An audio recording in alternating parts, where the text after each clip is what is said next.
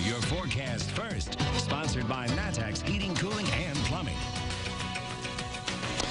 All right, here we are. It's Kevin's weather on the road, and we are in Argenta in northeastern Macon County as we come to you from the Prairie Park over here on, well, what do you know? Of course, there's going to be weather. Literally right now I've got sprinkles, very light sprinkles that are falling as we've got a little bit of rain coming through parts of Macon County and into Piatt County here and eventually Champaign County as well. But at least it's rain and not snow as temperatures are in the low 40s, 42 in Champaign, 45 in Springfield. A little breezy as well with winds around 10 miles an hour. And again, in Argenta tonight, expecting that rain to pick up a little bit more. Mid-30s for overnight lows. We'll talk more about the forecast. Kevin's weather on the road and WCIA 3 News starts right now. Now on WCIA 3 News. A month ago, a man was brutally murdered in his own garage. What neighbors are doing to try and stay safe. Plus, hate crimes are on the rise. Why the new education bill might be part of the answer to stopping it. And the search continues. The reason family says they need your help. You're watching your local news leader. This is WCIA 3 News at 6. It has hit everybody, not just in Hammond, but far and wide. She's talking about her neighbor's murder. Today marks 1 month since Michael Brown was shot to death. The 47-year-old was found dead in his home in Hammond. That's in Piatt County on Route 36. State police are still looking for the person who pulled the trigger. WCIA 3's Courtney Bunting is live in our newsroom. Courtney, this has people in the community scared. Paul, it really does. Brown's murder comes after a summer where there were already issues with vehicle break-ins in Hammond. People living there are still in shock. These crimes are happening in their community. It was just really an eerie feeling because that type of thing doesn't happen here. Until it does. The entire village of Hammond still dealing with the impact of losing Michael Brown. Tim Flavin lives right next door to Brown's C Street home, where he was found shot to death a month ago. And the state police came and knocked on our door a little after 6 a.m. that day, and we looked out and saw the vehicles down there, and it was, and what happened, you know? Linda Kane lives across the street. She was also home that morning. I was basically awakened by someone knocking very hard on this porch door, and it was the state police. Both neighbors echoed the same praise when remembering the 64-year-old.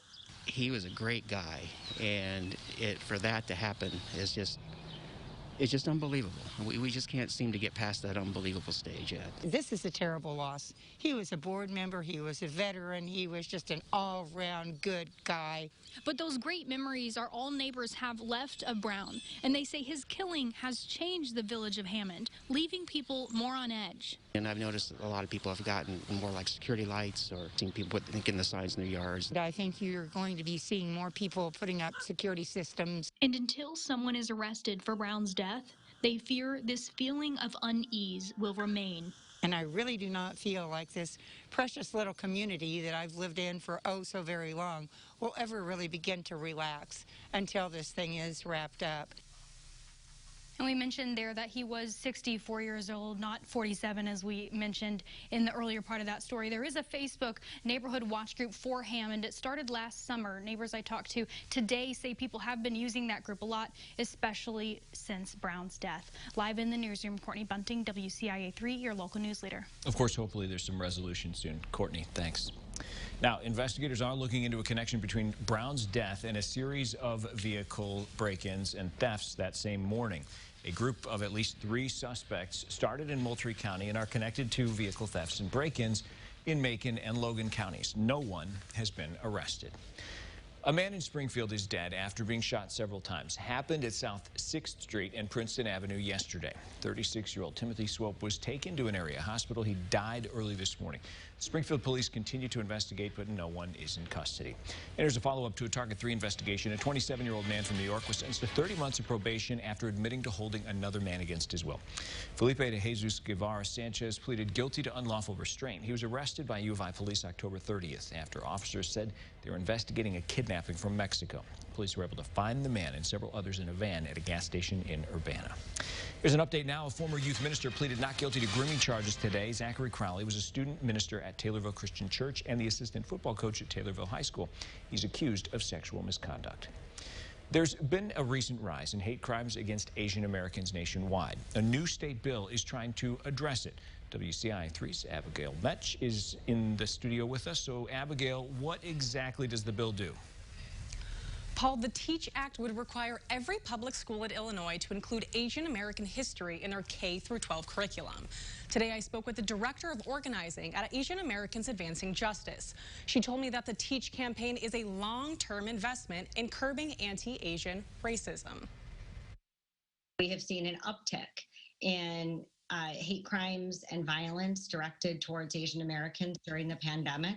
Stop Asian American Pacific Islander Hate says that nationwide, there have been more than 3,000 recorded hate incidents directed at Asian Americans since the pandemic began. There's a group in Illinois that's doing something about it. I feel like it's really important timing. There's urgency, around it because of just the increased hate incidents that our community has experienced. Asian Americans Advancing Justice is pushing an education bill that will require Illinois public schools to teach Asian American history. Now is the time to respond to this, rise in racism by requiring that all students across Illinois, all K-12 students, need to learn Asian American history.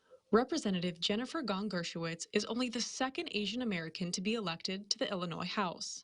She's also the bill's sponsor. I take a tremendous amount of pride and a sense of responsibility. She says teaching kids about Asian American history will help them better understand each other. To me, understanding is about teaching empathy.